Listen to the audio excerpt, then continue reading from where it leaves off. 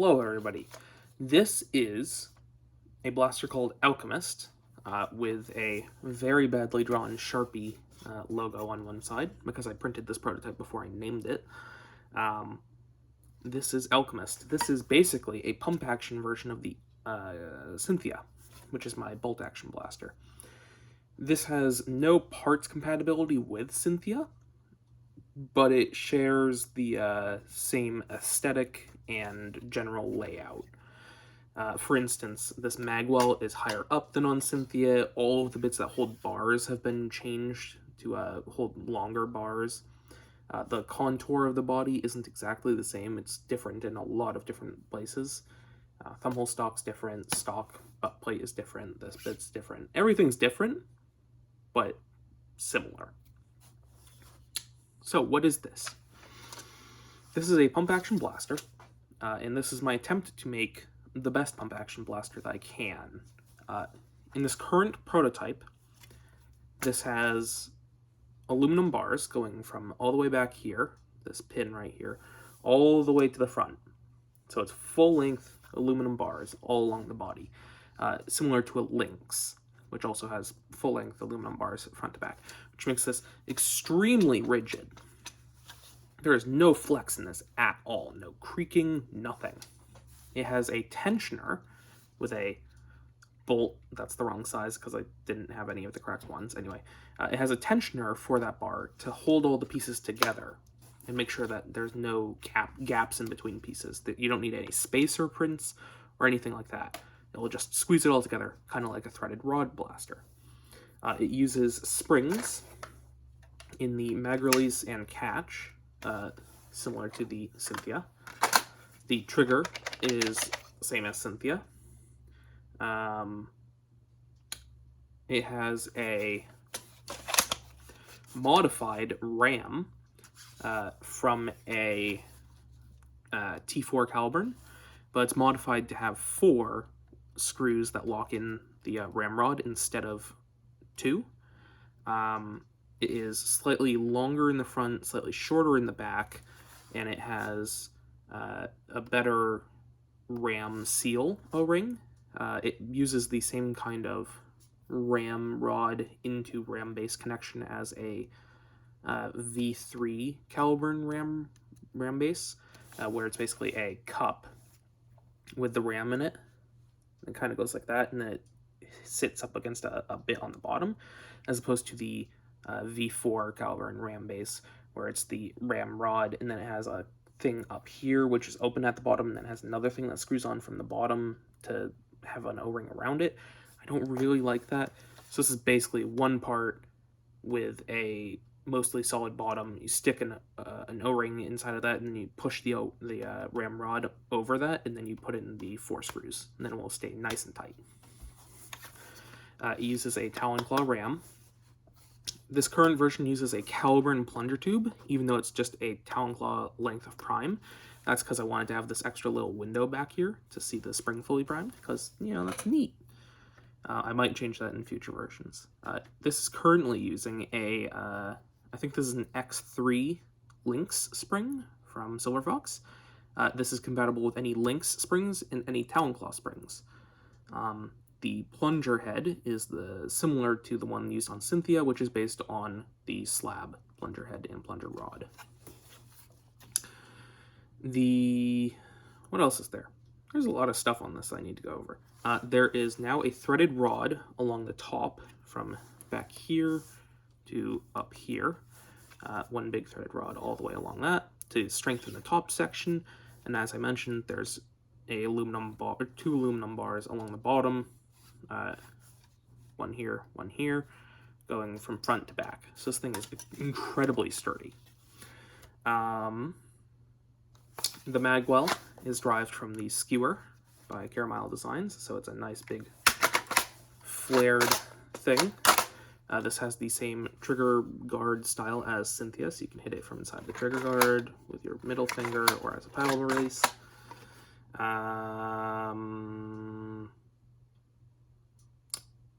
What else?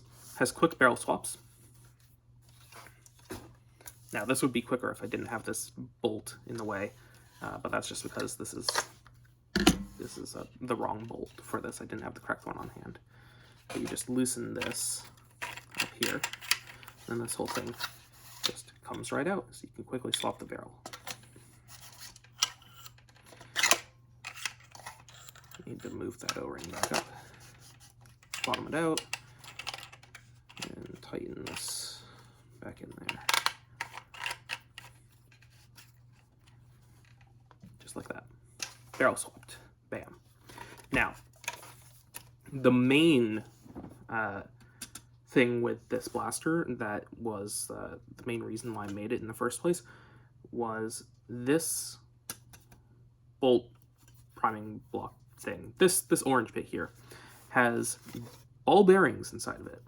I can't really show them to you, but it has them in a sort of a triangular pattern. There's 2 on the bottom and then 1 on the top in between the 2. So it's kind of like a triangle of ball bearings. That makes the prime for this incredibly smooth. And I got that idea from the Game Face try-on. The prime on this is incredibly smooth. It is way better than even my SBL.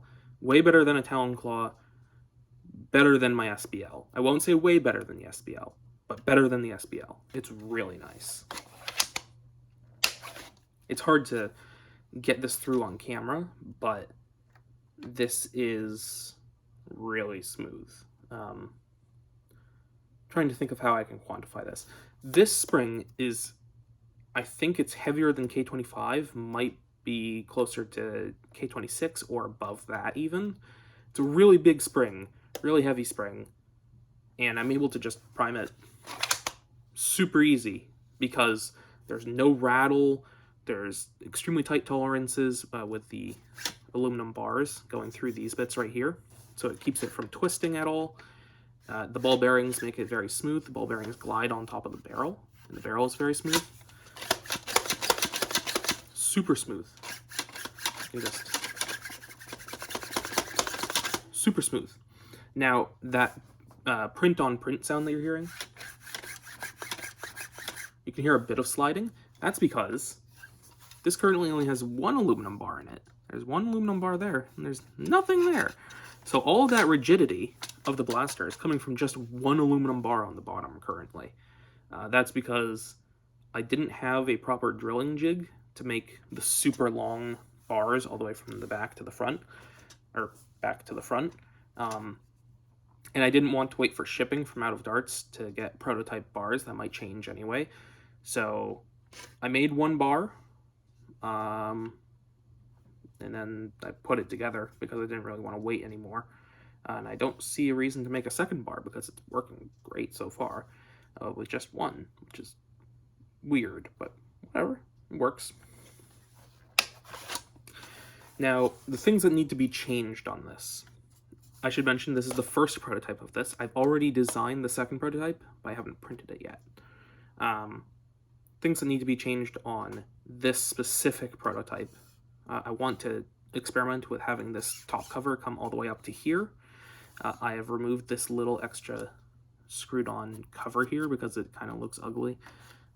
So there'll just be the nut for the threaded rod kind of sitting there. Won't cause any issues.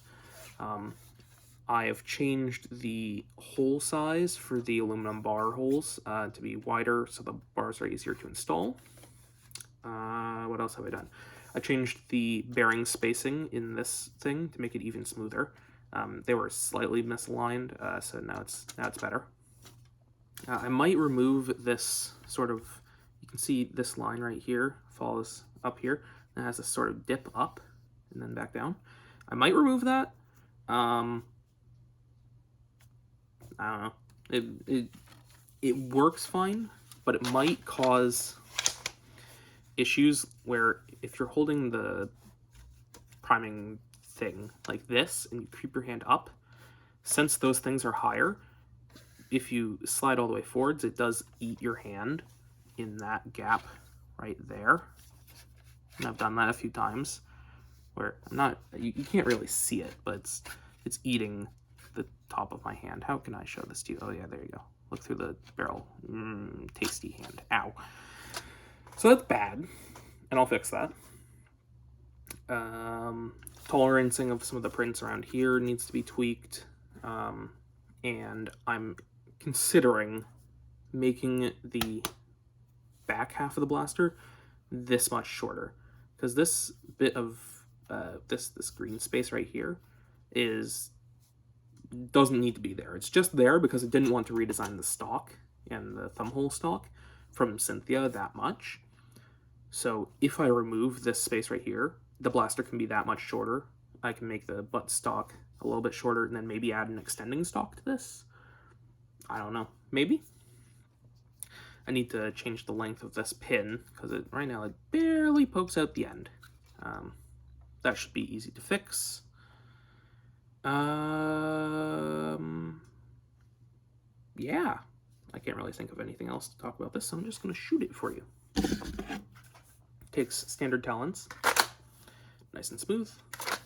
Also takes Tachi's, nice and smooth. Green and green, ooh.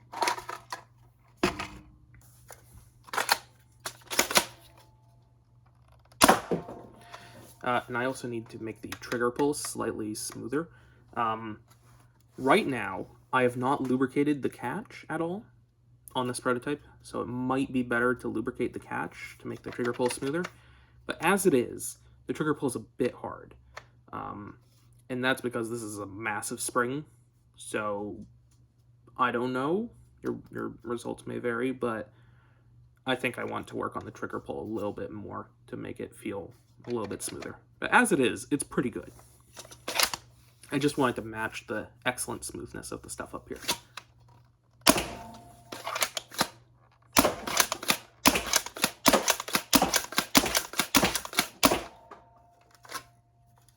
That was arts. So yeah, this thing is incredibly smooth. And you can deprime it, which I think I've already shown, but now you know. Yeah, I don't really have much else to say about this. This is Alchemist. More information coming about this eventually, soon, maybe. I don't know.